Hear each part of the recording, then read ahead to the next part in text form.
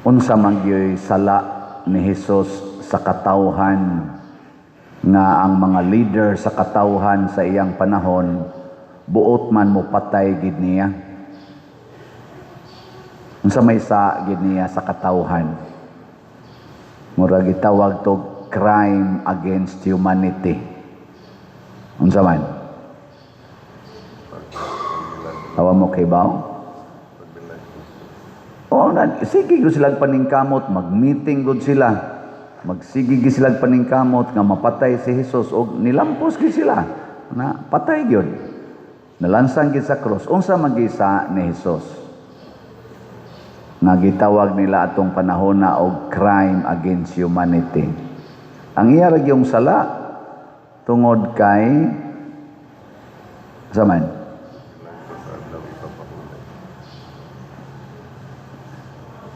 matod pa sa mga kadagkuas mga Hudiyo, dili sa binsan unsang maayong buhat nga amo kang batuon o patyon tungod kay nagpakaginoo ka, nakigtupong ka sa Dios, kay niangkon man si Hesus nga ako anak sa Dios. So ato pa kana ding moangkon kang anak ka sa Dios, iglalansang ka sa krus. Kamo moangkon pa mo. Kinsay mo angkon nga anak sa Ginoo ta sa kamot. Ang di mo isa anak sa yawa.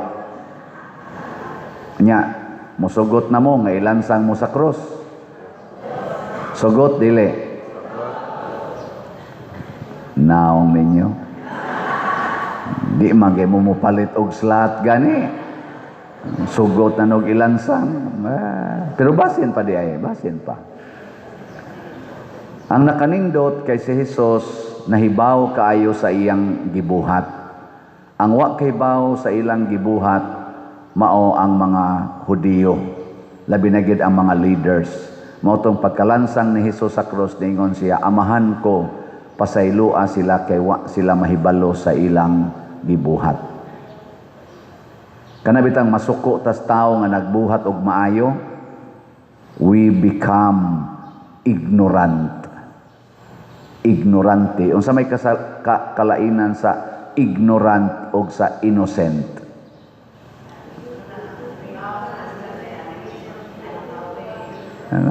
Tubag yun. Congratulations sa nihagog tubag, no? Masakto magsadili. Ang ignorant, way hibang kaagan. Mauna magpatuyang lang siyag buhat, nawa mahasubay usahay, sa balaod kay ignorante man nya bisan pagwa siya mahibaw sa balaod nya nasupak niya do na gid siya silot nga mapaabot kay matod pa sa atong batakang balaod ba na o sa atong standard law na sana balaod, ignorance of the law excuses no one. Dili nimo pwedeng gamiton nga rason wa man ko kahibaw aning balaura. Mao ra ba na gamiton dahil kanang mo violate ka sa traffic rule, no? Tanawa wa ka kakita na one way na. Ay sir, ignorante kay ko sir, bag-o pa ko din sa Cebu City. Naago to siya gapuyo sa carbon god. Bago.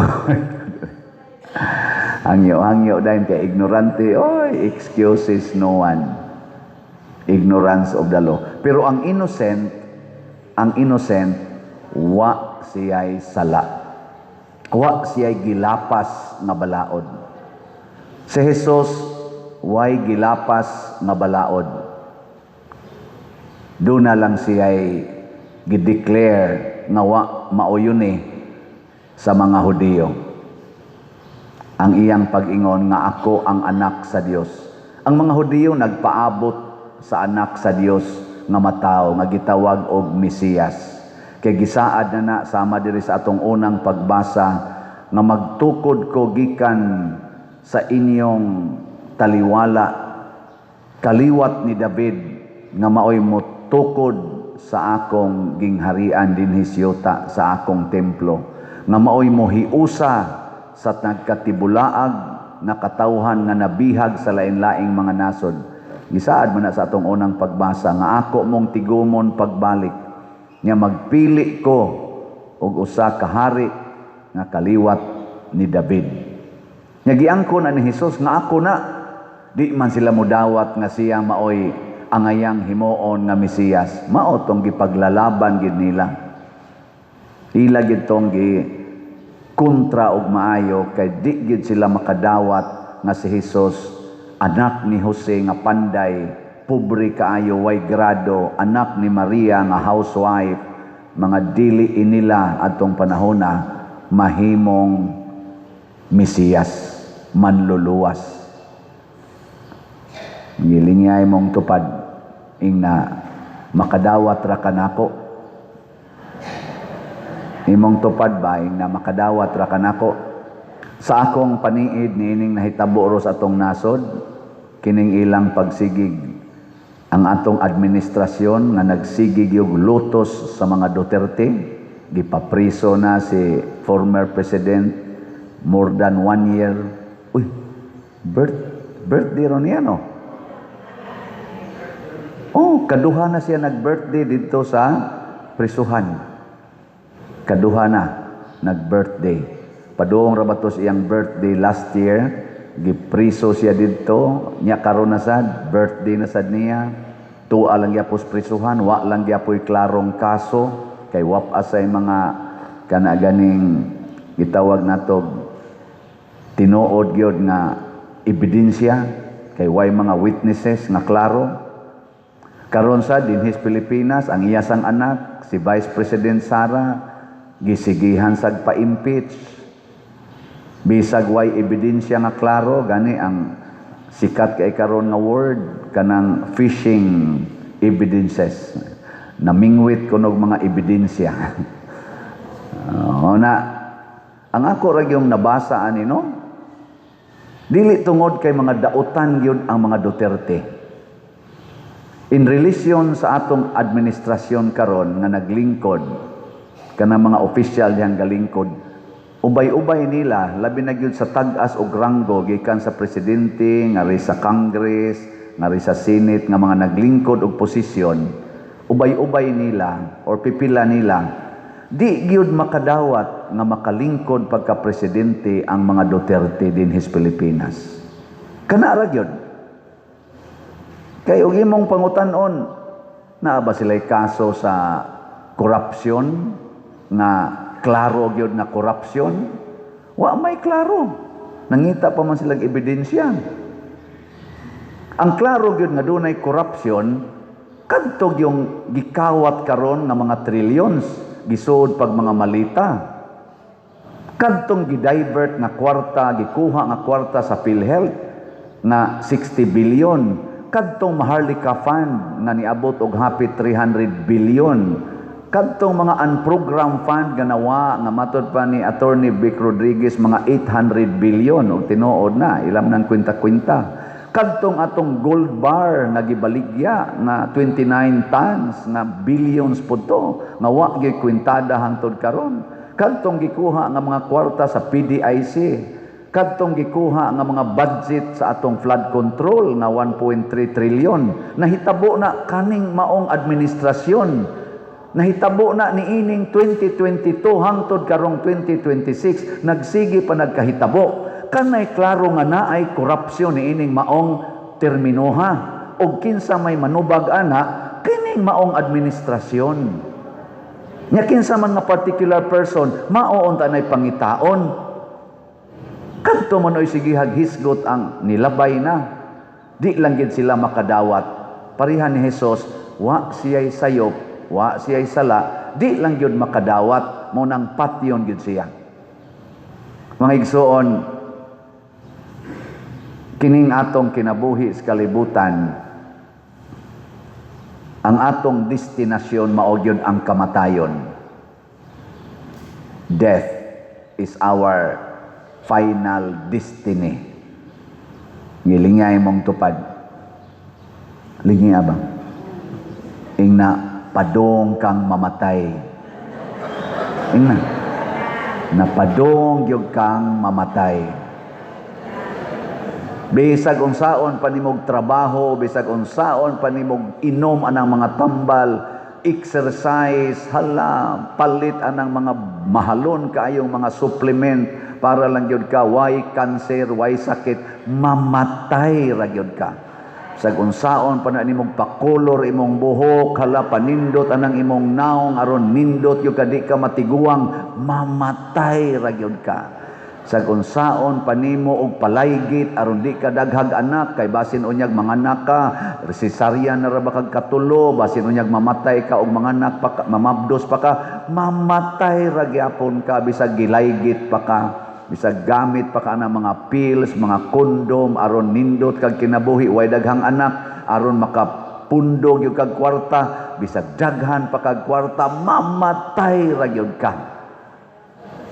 Bisan pag unsaog baligyag slat, sige kong misa dire, matay lagi yung gyapon ko. Ako ba ako? Lain sa kay kamuray mamatay. Ako sad.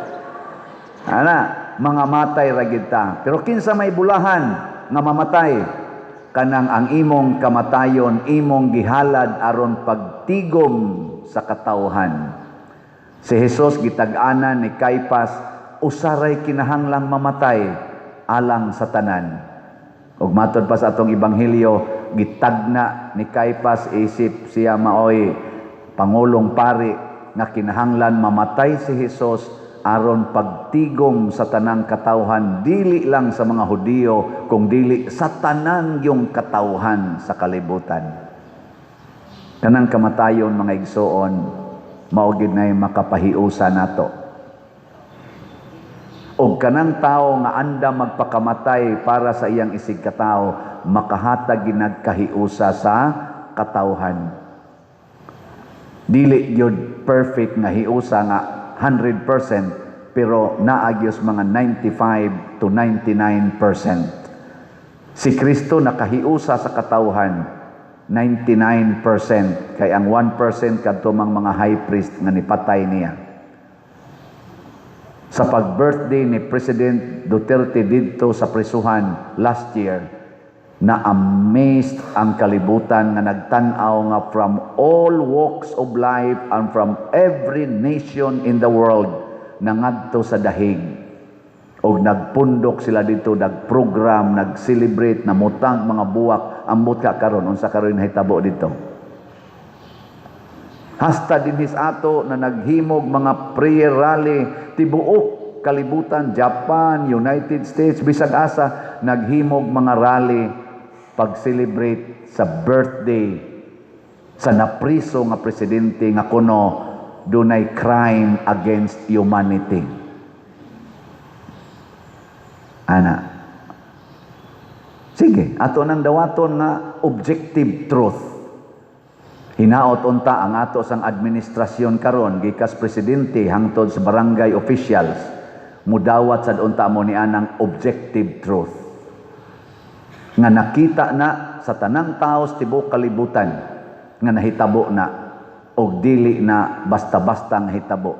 Tagsarang tao mag-birthday nga ang tanang nasod sa kalibutan mag-celebrate. Tagsara kay na mahitabo. Ingnon ta po ng litan, yawa kay ni Duterte. Pero kay gi-celebrate man ang iyang birthday sa nagkalain-laing katawhan sa tibuok kalibutan, labi na din sa atong nasod, doon na tingali tay second thought. Di sa kumuingong, dili sakto ang pagtawag niya nga kriminal sa mga nagpapriso niya dito, di sa kumuingon nga sayop sila. Parihar mo din ang pagkasultihan. Sakto di kumuingong sakto sila, di sa kumuingong sayop sila. Atong pamatud-an, kita mo imo pamatuod.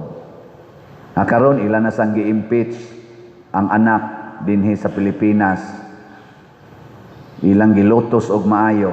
Karon atong matan-aw sa social media, bisag asa maglakaw-lakaw ang atong vice presidente, dugukan sa mga tao, mura sila nakakita og celebrity. Doon na sa gipo sa social media nga nagbarog-barog ang atong presidente, wa na nila mano. Nikinopo na lang siya siyang kamot, nakinopo. Ana-ana pa ta to siya, wa man ginig dawat siyang kamot ning ana na lang siya. Kana objective truth po na siya. Kung unsa may rason, kita nalay mamalandong. Mga igsoon, kung maniguro ta sa atong kaugalingon, dili ta makahatag og kahiusa sa mga tao. Pero andam tang magantos og magpakamatay para sa uban, mahiusa nato ang katawhan. Mao na ang pag-antos ni Kristo ug ang iyang kamatayon nakahatag yod og dalan sa kahiusahan. Unya kung gusto tang magkahiusa, kinahanglan sad tang moantos ug magpakamatay para sa uban. Last na lang lingi sa imong tupad. Ang di mo lingi, mo'y unang mamatay. Lingi Nyaing na siya. Sugod karon, sugod karon. Ako na'y muluwas nimo. Na ako na'y muluwas nimo. Apil na ng imong mga utang.